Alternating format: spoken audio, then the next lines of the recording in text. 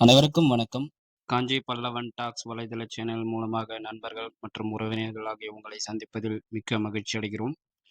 இன்றைய காணொளியில் நாம் காணவிருப்பது மாமண்டூர் குடைவரை கோயில்கள்.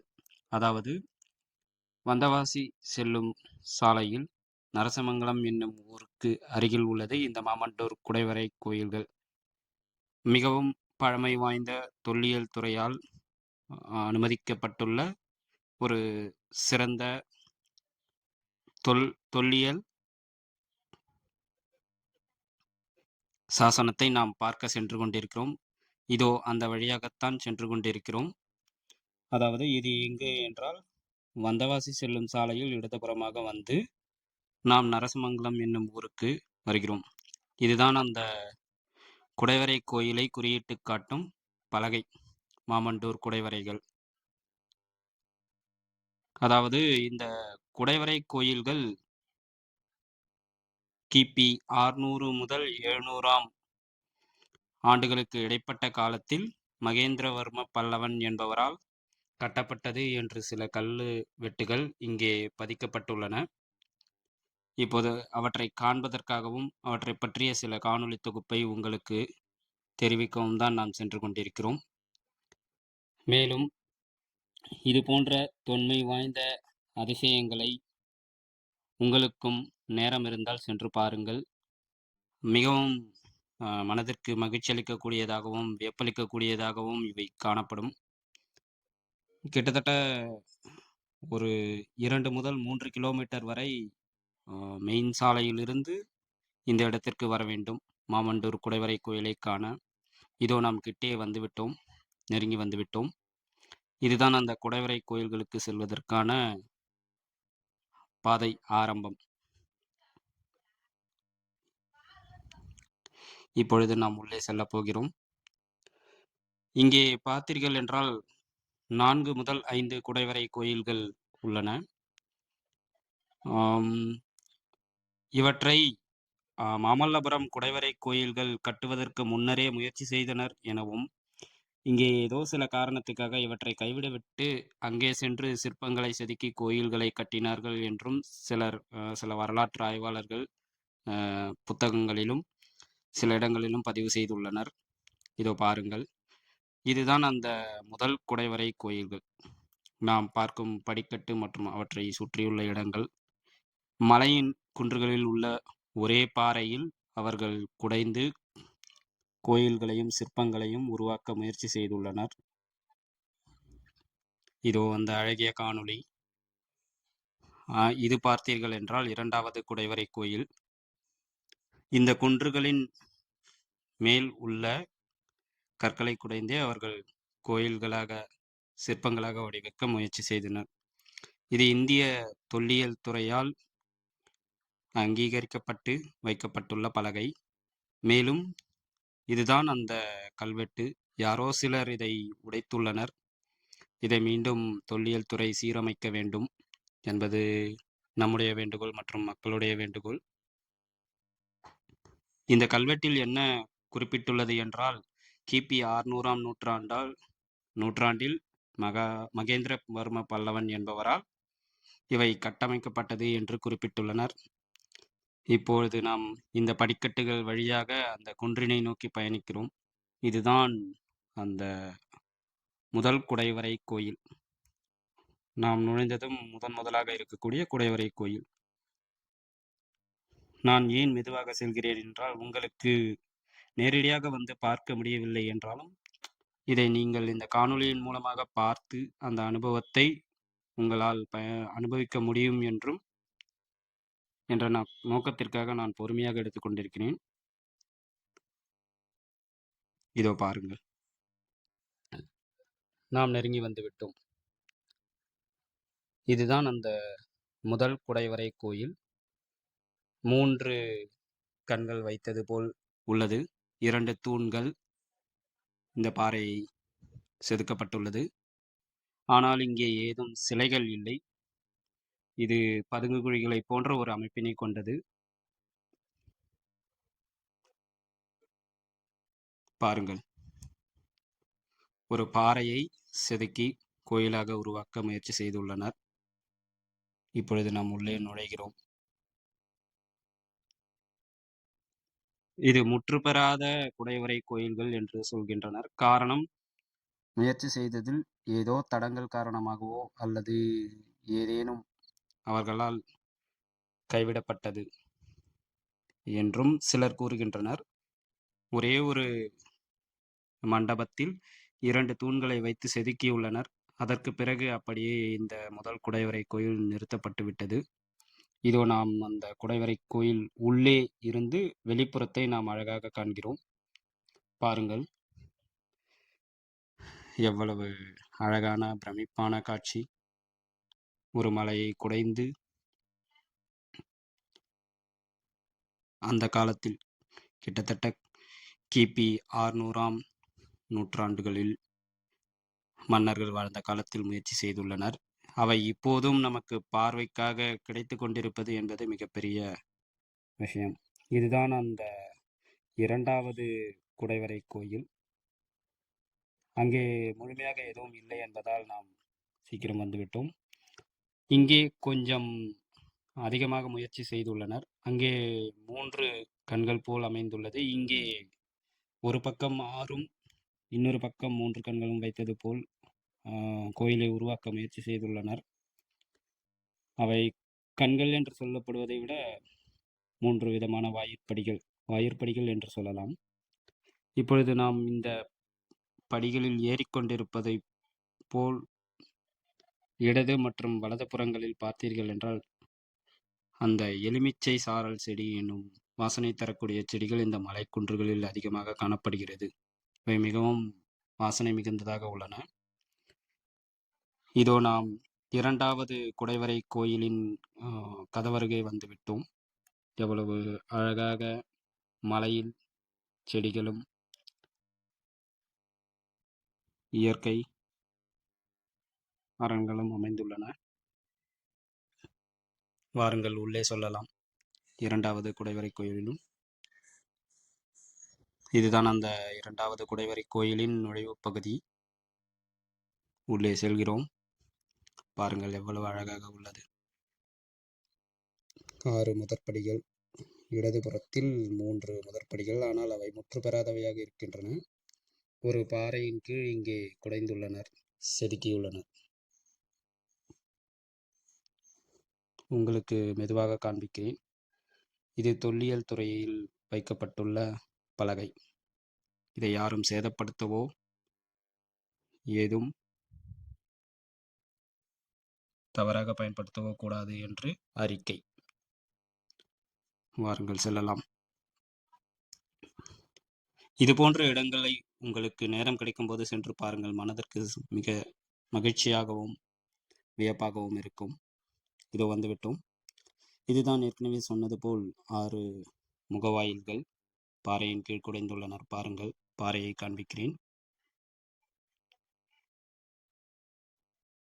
இதுதான் அந்த கல்வெட்டு. கல்வெட்டில் ஏற்கனவே குறிப்பிட்டது போல் இந்த குடைவரை கோயில்கள் எவ்வாறு எந்த காலத்தில் முயற்சி செய்யப்பட்டது மற்றும் மன்னர்கள் பெயர் ஆகியவற்றை பொறித்துள்ளனர். இங்கேயும் சிலர் சேதப்படுத்தியுள்ளனர். தொல்லியல் துறை மீண்டும் இவற்றை சீரமைக்க வேண்டும், பாதுகாப்புகள் கொடுக்க வேண்டும், இவை சேதப்படுத்தப்படாமல் இருப்பதற்கு. இங்கே பாருங்கள், இப்பொழுது உள்ளே செல்கிறோம். இங்கே வந்து முதற்குடைவரை கோயிலை காட்டிலும் சற்று அதிகமாக முயற்சி செய்துள்ளனர். இதுதான் பாறைகளின் இடுக்கு. பாருங்கள்,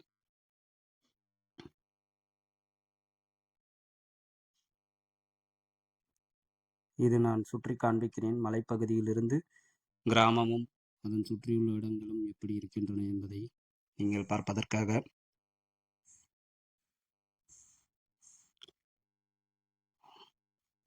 வாருங்கள், இப்பே உள்ளே செல்லலாம்.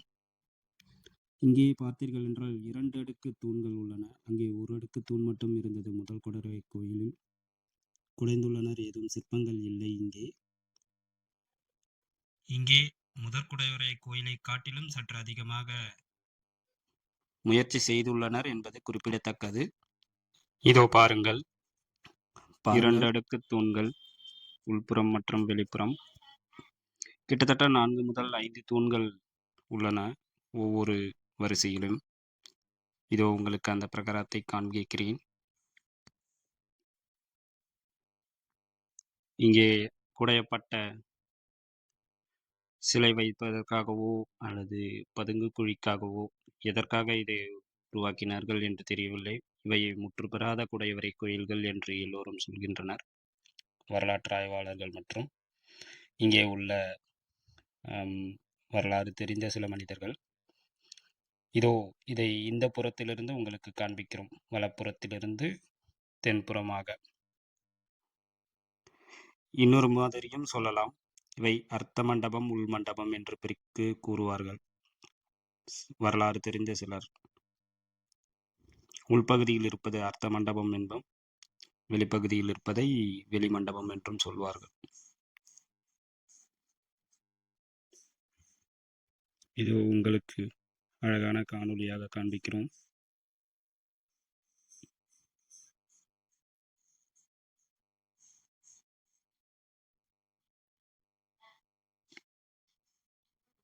பாருங்கள். திரும்பவும் ஒரு முறை.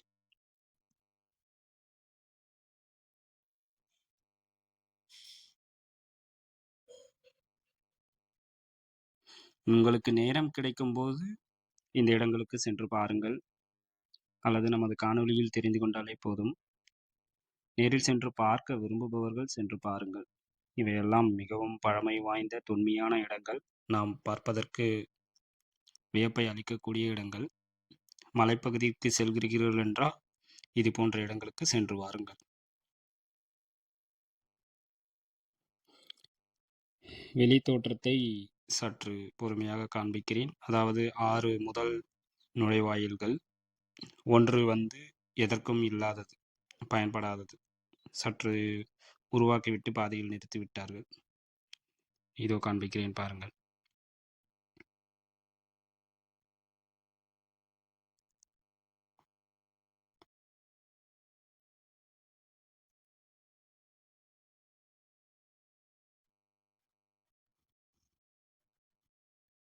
வாருங்கள், அடுத்து பகுதிகளை காண செல்லலாம். இவை முடிந்துவிட்டது.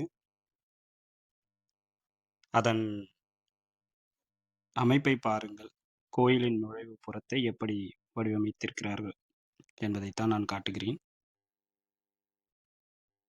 வாருங்கள், செல்லலாம்.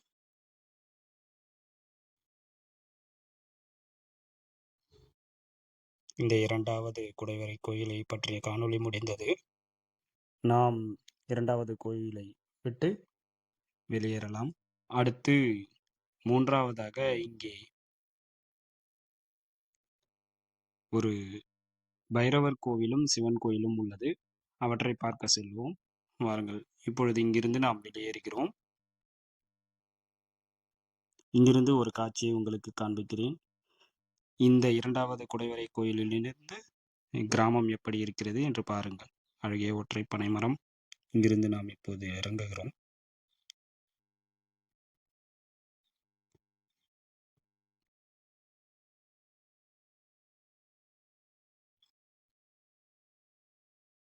எப்படி அழகாக இருக்கிறது பாருங்கள். தொடர்ந்து இங்கே விவசாயம் செய்வார்கள். காரணம், இந்த ஏரியில் நீர்ப்பாசனம் தொடர்ந்து கிடைத்துக் கொண்டே இருக்கும். இதுதான் 2வது குடைவரை கோயிலின் முடிவு. நாம் இங்கிருந்து கிளம்புகிறோம். வாருங்கள், அடுத்து அந்த பைரவர் கோயில் மற்றும் சிவன் கோயிலை பார்க்க செல்லுவோம்.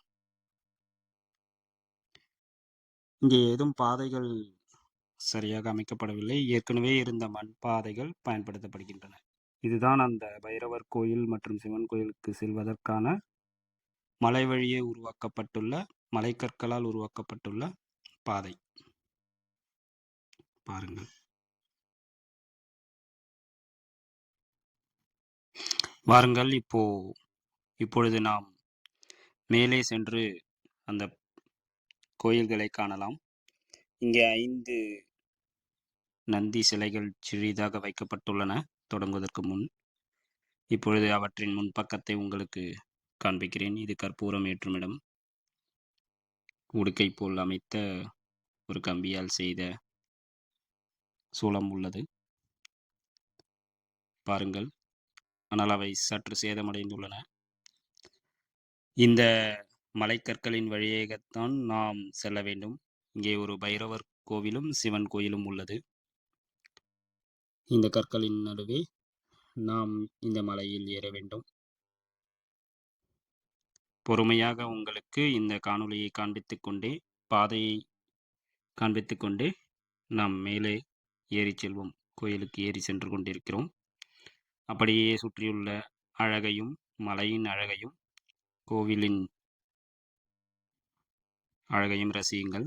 ஒவ்வொரு முறை நாம் மேலே ஏறும் பொழுதும் எவ்வளவு தூரம் ஏறியுள்ளோம் மற்றும் மலையிலிருந்து இந்த சுற்றியுள்ள கிராமங்கள் மற்றும் வயல்வெளிகள் எப்படி இருக்கிறது என்று இங்கே காண்பிக்கிறோம். பாருங்கள். தொடர்ந்து கோவிலுக்கு பயணிப்போம். சற்று சிரமமாக இருக்கும். இதுவரை அனுபவம் இல்லாதவர்கள், நடந்து பழக்கப்படாதவர்கள் இங்கே ஏறுவது கடினம். இருப்பினும் 2 அல்லது 3 பேர், அதிகமானோர் ஒரு குழுவாக இங்கே செல்லுங்கள். ஏனென்றால் ஒருவருக்கொருவர் உதவி தேவைப்படும்போது பரிமாறிக்கொள்ளலாம். தனியாக செல்ல முடியாது, புது இடம் என்பதால். இங்கே யாரும் வேலை செய்யும் ஆட்களோ காவலர்களோ கிடையாது. நீங்கள் உங்கள் பாதுகாப்பை உறுதி செய்து கொள்ளுங்கள். கூடுமானவரை பகல் நேரங்களில் சென்று பார்த்து வாருங்கள், இருள் சூழ்வதற்கு முன்னால். மேலும் இது மலைப்பகுதி என்பதால் மலையில் வாழும் விஷப்பூச்சிகள் ஆகியவை இருக்கும். பார்த்து பயணிக்கவும். இதோ நமக்கு தெரிகிறது அல்லவா, இதுதான் முதற் கோயில். இது காலபைரவர் கோயில் என்று கூறுகிறார்கள். வாருங்கள், வந்துவிட்டோம். சொன்னது போல் ஒரு பைரவர் வந்து நிற்கிறார் நம்மை வரவேற்க. மிக மகிழ்ச்சி.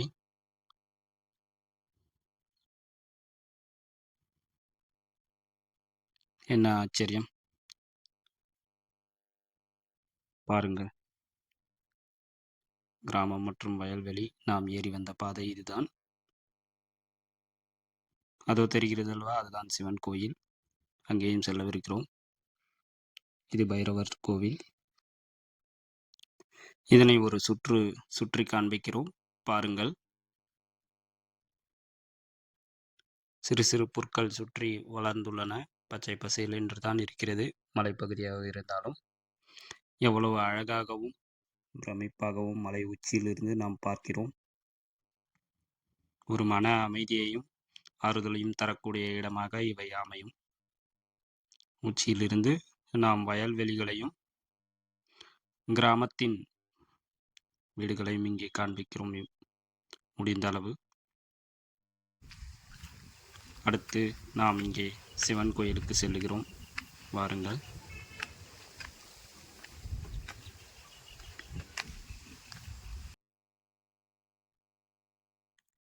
இதுதான் அந்த சிவன் கோவில்.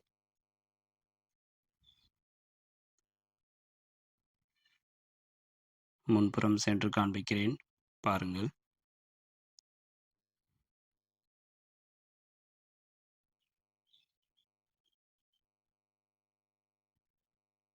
கோவிலின் முன்புற அழகு.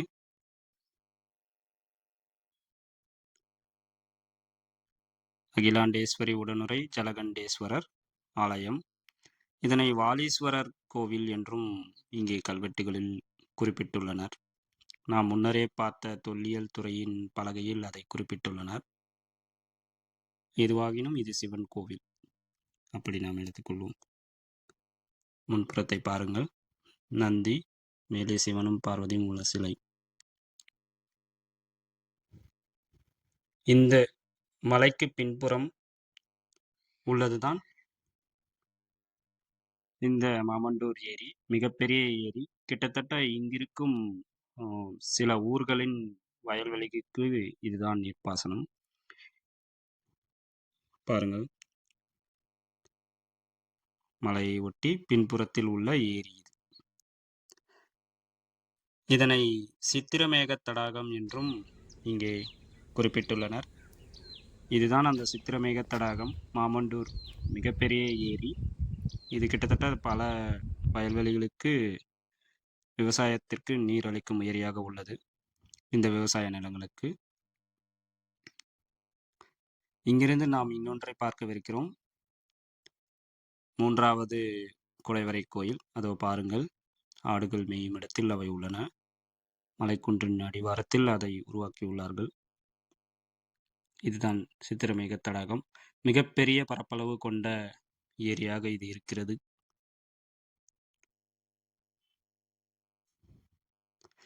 சில இடங்களில் உங்களுக்கு காணொளி சரியாக தெரியாது. ஆனால் நீரின் பரப்பளவை காட்டுவதற்காக நாம் சற்று பெரிதாக்கி காட்டுகிறோம், பார்த்துக் கொள்ளுங்கள்.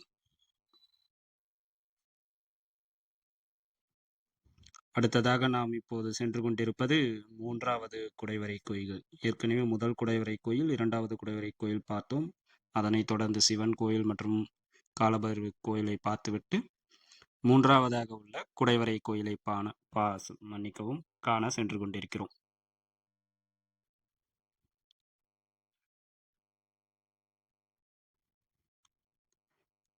இதை உங்களுக்கு ஒரு வரிசையாக ஏன் காண்பிக்கிறேன் என்றால், நீங்களும் சென்றால் இதனை பார்த்து பயன்படுத்தி கொண்டு இங்கிருப்பவர்களை கண்டு மகிழலாம். அதற்காகத்தான். இதோ தொல்லியல் துறை பலகை. யாரும் சேதப்படுத்தவோ தவறாக பயன்படுத்தவோ கூடாது என்ற பலகை. இதுதான் 3வது குடைவரை கோயிலின் முன்னழகு. பாருங்கள்.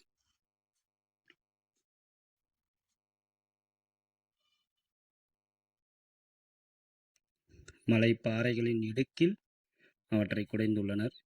ஆச்சரியம். எப்படி இதை செய்திருப்பார்கள்? என்ன மாதிரியான பொருட்களை பயன்படுத்தி இருப்பார்கள்? எத்தனை நாள் செய்திருப்பார்கள்? சற்று யோசிக்க வைக்கக்கூடிய செயல். உங்களுக்கு மேலும் இது போன்ற அரிதான சில இடங்கள் தெரிந்தால் நம்மளது காணொளியின் கருத்து பதிவில் பகிருங்கள். நாம் அவற்றை காணொளியாக எடுத்து பகிரலாம். இதோ இங்கே ஒரு சிவன் சிலை வைக்கப்பட்டுள்ளது. அதன் இருபுறமும் காவலர்கள் போன்று சிலைகள் உள்ளன. இந்த குடைவரை கோயில் இதுதான் சற்று முற்றுப்பெற்ற கோயிலாக காணப்படுகிறது. ஏனென்றால் குடைந்து அதனுள்ளே சிவபெருமானின் சிலையும் வைக்கப்பட்டுள்ளது. ஒருவேளை இதுதான் அந்த வாலீஸ்வரர் ஆலயம் என்று நான் நினைக்கிறேன்.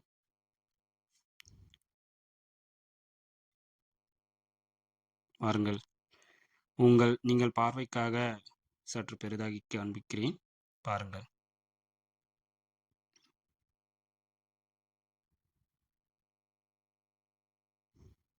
கிபி 600 முதல் 700ஆம் நூற்றாண்டில் உருவாக்கப்பட்ட சிலைகள் மற்றும் குடைவரை கோயில் இது.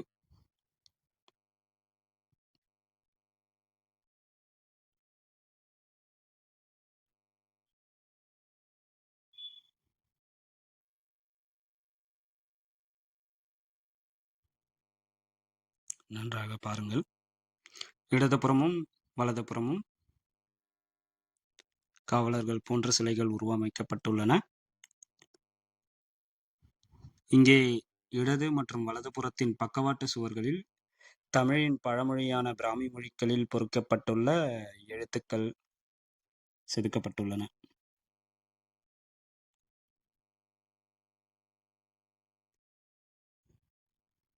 பாருங்கள். இப்பொழுது நாம் உள்ளிருந்து வெளிப்புறத்தை காண்கிறோம். இங்கேயும் 2 அடுக்கு தூண் வரிசை உள்ளது. கிட்டத்தட்ட 3 தூண்கள் உள்ளன, செதுக்கப்பட்டுள்ளன. இதுதான் அந்த பிராமி மொழியின் கல்வெட்டு ஆதாரம். தெரிந்தவர்கள் வந்து படித்து பார்த்துக் கொள்ளலாம்.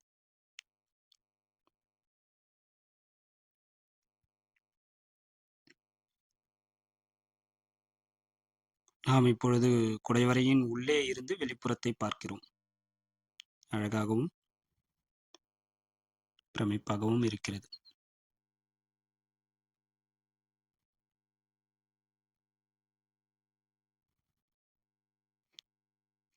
நான் முன்னே நகர்த்தி காண்பிக்கிறேன். பாருங்கள். பார்த்து கொண்டிருப்பது மாமண்டூர் குடைவரை கோயில்களில் 3வது உள்ள குடைவரை கோயில். மிகவும் ஒரு அரிதான காணக்கூடிய ஒரு இடங்கள் இவை. பாருங்கள். நிச்சயமாக உங்களுக்கு பிடித்திருக்கும் என்று நம்புகிறேன்.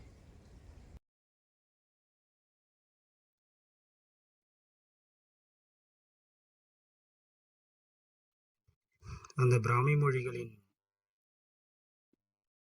செதுக்கப்பட்டுள்ள இடத்தை என்னால் முடிந்த அளவிற்கு காண்பிக்கிறேன், பாருங்கள். தமிழின் பழமையான வடிவம் பிராமி மொழி என்று கூறுவார்கள்.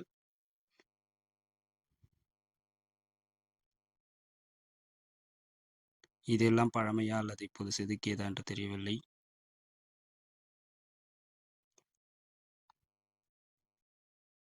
இப்பொழுது வெளிப்புறத்தின் உள்ள தூண்களுக்கு அருகே நின்று கொண்டிருக்கிறோம்.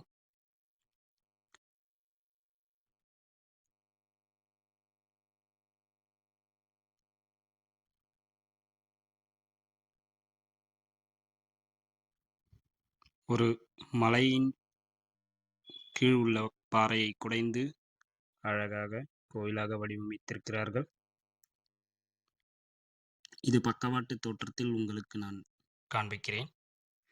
இங்கே 2 கோயில்கள் அருகருகில் அமைந்துள்ளன. 3 நுழைவாயில்களை கொண்டது போல் இருப்பதிலேயே இவை சற்று பெரிதாக உள்ளன. 3 குடைவரை கோயிலில் இதற்கும் அடுத்து ஒரு சிறிய குடைவரை உள்ளது என்று கூறுகின்றார்கள். ஆனால் நமக்கு சரியான தகவல் கிடைக்கவில்லை. ஆனால் சென்று பார்க்கவில்லை.